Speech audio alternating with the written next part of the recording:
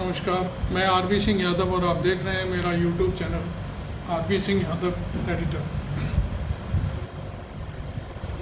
पिछले 3-4 दिनों से लगातार G20 को लेकर के चर्चाएं तेज रही। G20 आज समाप्त हो गया, सारे नेता अपने अपने घर चले गए। लेकिन आज मैं देख रहा था पूरा दिन टीवी पर मोदी जी की काफ़ी वाहवाही हो रही थी। उन्होंने ये किया वो किया, खैर किया तो होगा जो भी है कुछ, लेकिन मैं वहाँ की बात कर रहा हूँ जहाँ वो मंडपम बना हुआ है, जहाँ पर ये कार्यक्रम हो रहा था। इसकी खबर मेरे को कहीं किसी चैनल पर दिखाई नहीं दी। गोदी मीडिया चुपचाप, कल तो चुपचाप बैठा ही रहा था, एक बगल बैठा दिया गया था। मोदी जी ने कहा प्लीज़ आप बाहर चले जाओ। लेकिन आज सुबह दिल्ली में हल्की सी बरसात क्या हुई, मंडपम लबालब हो गया। लेकिन लबालब होने की यह खबर कहीं दिखाई नहीं दी, बिल्कुल कहीं भी नहीं। इसलिए मैं इस इलाके की जानकारी थोड़ी देना चाहता हूँ, आप देखिए। दिल्ली में रात भर की बारिश से प्रगति मैदान का जो नया कैंपस पानी से भर गया, उसका वीडियो वायरल होने लगा। लोग भूल गए कि प्रगति मैदान यमुना की गोद में है, जहां इसी जुलाई में बाढ़ के हालात पैदा हो गए थे, जब सिविल लाइंस जैसे ऊंचे इलाके तक नदी का पानी पहुंच सकता है तो प्रगति मैदान भी पहुंचेगा। हम वीडियो वायरल करते समय यह सब भूल जाते हैं कि जिस तरह से कम समय में ज़्यादा बारिश होने लगी, प्रगति मैदान का इलाका डूबेगा ही। बारिश रोकने का तो कोई सिस्टम ही नहीं बना है। इसलिए जब भी गंभीर बहस का मौका आता है, कुछ करने की बात से पहले अजीब तरह के तर्क ठेल दिए जाने लगते हैं। चेन्नई में हम देख चुके हैं नदी के इलाके को भरकर शहर का विस्तार करने का नया नतीजा क्या हुआ। देर तक होने वाली बारिश से चेन्नई में बाढ़ आ गई, 2 मंजिला मकान डूब गए और लोग अपने घरों में ही डूबकर मर गए। एक ही महीने में हम सब अलग अलग प्रकार की प्राकृतिक आपदाओं का प्रकोप देख रहे हैं। किसी हिस्से में तापमान बढ़ जाता है तो किसी हिस्से में बारिश के कारण हिमाचल प्रदेश तबाह हो जाता है। मोरक्को में भूकंप से भयंकर तबाही आई, जहाँ पर 2-2.5 हज़ार लोग मारे जा चुके हैं अब तक। यह जानकारी मैं भाई रवीश कुमार की फेसबुक पोस्ट से पढ़ रहा हूँ। उन्होंने ये लिखा है, संकेत दिया है कि ये सब हो क्या रहा है। उन्होंने एक अपनी अलगी पोस्ट में कहा है कि G20 पूरी तरह से सफल हो गया और उस पर मोहर लग गई सफल होने की। खैर, ये तो बात अलग है, लेकिन जो मंडपम बनाया गया था वो मालूम नहीं किस आधार पर बनाया गया। लोगों को इस बात का पता नहीं था कि यहाँ पर बारिश का माहौल रहता है और आगे चल के यहाँ दिक्कत हो सकती है। तो क्योंकि अभी पिछले 1-1.5 महीने पहले ही दिल्ली में बहुत सारी तबाही मची, बाढ़ आ गई थी, लेकिन फिर भी इस बात को कोई संज्ञान में नहीं लिया गया। हो सकता है उसके चारों तरफ से ऐसी बाउंड्री बना दी जाती जिससे उसमें पानी ना आता, लेकिन फिर भी वहाँ दिल्ली प्रशासन या केंद्रीय सरकार जिसने ये सारा बनवाया, तैयार किया, उससे ऐसे कैसे भूल हो गई। कहने का अर्थ यह है कि इस तरह की चीज़ों से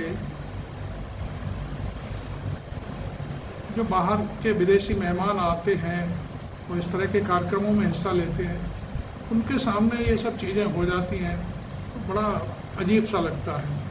खैर, हमें क्या मतलब, कोई नरक होए हमें क्या हानि वाली हमारी तो कहावत है।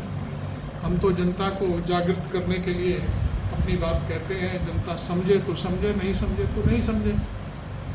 खैर, अब हम आते हैं उत्तर प्रदेश की घोसी सीट पर। अभी 2 दिन से इस पर समाजवादी पार्टी में ज़बरदस्त फूलमालाएँ, लड्डू बांटने का सारा कार्यक्रम चल रहा है। वहीं मोदी जी के लिए ये भारी अशुभ संकेत माना जा रहा है। कुछ लोगों का कहना है, भारतीय जनता पार्टी में, RSS में जो हमारे मिलने वाले हैं, वो हमें बताते हैं कि ये एक तरह से योगी आदित्यनाथ की जीत हुई है, क्योंकि दारा सिंह चौहान जो प्रत्याशी था उनके मन मुताबिक नहीं था, ना ही वो दारा सिंह चौहान को पार्टी में लाना चाहते थे। लेकिन गुजरात लॉबी के दोनों नेता दारा सिंह से बहुत प्रभावित थे। मालूम नहीं किस बात से प्रभावित थे। एक और थे हमारे डायरेक्टर, वो भी वहीं के आसपास के रहने वाले हैं। उन्होंने भी गृह मंत्री से मिलकर के बड़ी डींगें हाँकी होंगी शायद, क्योंकि हमारे सामने तो कोई बात नहीं हुई, लेकिन उन्होंने बातें तो बहुत बड़ी बड़ी की होंगी कि हम जिता लेंगे, हमारा वोट बैंक बहुत ज़्यादा है वहाँ पर, ये है वो, बहुत सारी चीज़ें करता है आदमी जब अपनी बात को रखता है तो। खैर मैं उनका नाम नहीं लूँगा। एक और थे जिन्होंने अपनी जात के नाम पर पार्टी बना रखी है, उनका नाम तो मैं लूँगा ज़रूर, संजय निषाद। उनकी भी पोल खुल गई घोसी सीट पर। मऊ कहते हैं इसको, मऊ की घोसी सीट। मऊ अपने आप में एक बहुत बड़ा नाम है। वहाँ जब बातें होती हैं और जब पलटी मारते हैं लोग तो फिर अच्छे चितपट हो जाते हैं। ये बात नेताओं को समझनी चाहिए। हालांकि मैं इस बात का श्रेय समाजवादी पार्टी को कतई नहीं देना चाहता, क्योंकि समाजवादी पार्टी शायद गलतफहमी में ना फंस जाए, उसे अभी बहुत कुछ करना है। और घमंड नाम की चीज़ तो बिल्कुल अपने दिल से निकाल देनी है, क्योंकि घमंड से राजनीति हमेशा प्रभावित होती है। और मैं समझता हूँ समाजवादी पार्टी को ये श्रेय खुद अपने नाम न लेकर के पूरा इंडिया संगठन के नाम से लेना चाहिए। जबकि मैं देख रहा हूँ पिछले 24 घंटे से लगातार सपा के नेता अपनी अपनी बातें कह रहे हैं और वो समझ रहे हैं कि जो कुछ भी है वो हमारी पार्टी का है। ऐसा नहीं है। यह देश की नेता मायावती अपना प्रत्याशी खड़ा कर देती वहाँ पर तो लेने के देने पड़ सकते थे, एक बात। दूसरी बात, कांग्रेस ने भी अपना प्रत्याशी नहीं दिया। ये बात अलग है कि कोई चुनाव प्रचार में नहीं गया, लेकिन चुप रहना भी एक मदद होती है। ये बात आपको क्लियर कर लेनी चाहिए। समाजवादी पार्टी के नेताओं को मैं ये संकेत दे रहा हूँ, वो मेहनत करें, ठीक है, बहुत कुछ अच्छा होगा, आगे चल के भी अच्छा होगा। और हम जानते हैं कि इंडिया संगठन की धमक बहुत तगड़ी है, तो इससे सभी का मान बढ़ता है। इंडिया संगठन की जीत कहने से सभी का मान बढ़ता है। इसलिए समाजवादी पार्टी को ये छोटी सी जीत है, इससे ज़्यादा और कुछ नहीं।